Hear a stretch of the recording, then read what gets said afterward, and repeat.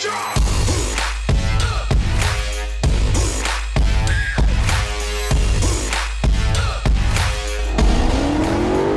les amis, j'espère que vous allez bien. Aujourd'hui, on va se poser la seule vraie bonne question qu'il faut se poser pour vendre plus, pour faire du bon business. Je m'en suis posé 1000. Quel est le bon canal de commercialisation? Non. Quelle est la bonne technique de vente? Non. Est-ce qu'il faut que je sois en ligne? Non, pas en ligne, je ne sais pas. Enfin bref, il y a des infos contradictoires qui sont venues hanter mes jours et mes nuits. Stop, je vous propose de revenir un petit peu en arrière et d'essayer de réfléchir à la seule vraie bonne question qu'il faut se poser pour vendre plus. Je vous le donne un peu sous le ton de la confidence. C'est la question suivante. Pourquoi les gens achètent-ils? Je répète, pourquoi achètent-ils?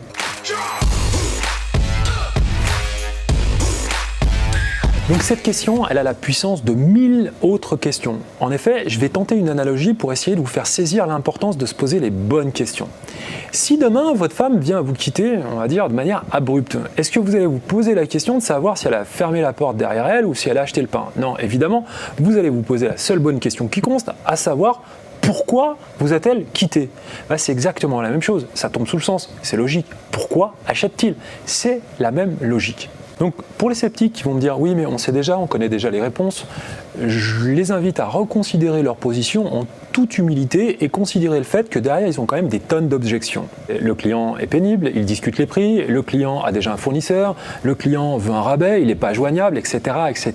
Et ces objections, on les entend toute la journée. Donc évidemment, ça ne fonctionne pas. Je vous ai fait gagner un petit peu de temps, j'ai fait le job, je me suis mis dans la peau d'un journaliste et je suis allé interviewer les 7 clients types d'un client à moi qui travaillait dans la gestion de patrimoine, pour le coup, ce qu'on appelle communément des buyers persona. Je suis allé poser des questions, j'ai essayé d'être pertinent dans le choix de mes questions et les réponses sont saisissantes. Pourquoi? Parce qu'elles sont empreintes de bon sens. Voilà ce que j'ai trouvé comme indices qui peuvent être vraiment révélateurs et vous ouvrir l'esprit sur le moyen de communiquer aujourd'hui de manière plus fluide et plus intelligente avec vos clients.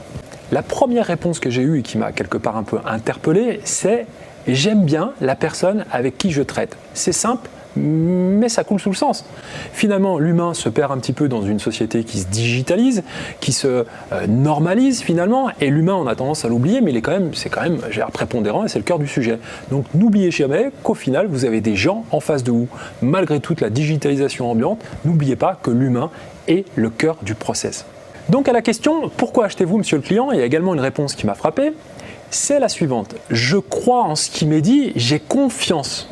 Donc sacro-sainte confiance, on revient sur l'humain et vous vous rendez compte que finalement la confiance, c'est la maîtrise absolue de la réponse positive. C'est-à-dire qu'il faut accélérer son capital sympathie et travailler sur les ressorts et les piliers de la confiance. Sinon, vous allez avoir une réponse négative puisque ça répond concrètement à une attente aujourd'hui du consommateur à avoir confiance en ce qui m'est proposé. Alors, au rayon des réponses intéressantes, on m'a dit aussi « je comprends la plus-value aujourd'hui qui m'est apportée ». Donc là, on est clairement dans de la pédagogie. Je veux dire, à un moment, il faut quand même expliquer ce que vous allez apporter, la résolution que votre produit ou votre service va apporter à votre client. Évidemment, c'est logique. Donc ça, c'est du bon sens pur et dur. Mais ça, je pense qu'en général, c'est pas un écueil. J'ai tendance à l'entendre trop souvent que pas assez. Et enfin, dernier point, très intéressant aussi, c'est que j'ai l'impression que le prix me semble juste. C'était aussi une réponse à la question que j'ai eue très souvent. Alors, j'ai pas dit j'ai l'impression que j'ai le prix le moins cher. J'ai juste dit j'ai l'impression d'avoir le prix le plus juste. C'était ça la vraie réponse. Ça veut dire que le prix en lui-même n'est pas une finalité et n'est pas un facteur bloquant. Ce qui va faire la différence, c'est vraiment la perception que vous allez lui donner et je dirais son analogie et le parallélisme des formes avec l'offre et la plus-value qu'il va dégager. Donc en finalité, pour conclure avec ce sujet passionnant, posez la question aujourd'hui à vos clients, pourquoi achètent-ils? Consacrez-vous à votre nébuleuse, consacrez-vous à votre microcosme, à votre secteur économique, peu importe le terme, et essayez de comprendre quels sont les ressorts qui vont faire qu'un client achète ou pas et pourquoi il va vous suivre ou pas. Vous aurez toutes les réponses et vous n'avez pas besoin de lire 1000 lectures contradictoires sur le sujet. Toutes les réponses sont finalement sur le terrain, chez le client, donc allez-y, foncez, interviewez, posez des questions et vous verrez, encore une fois, ça va faire le job.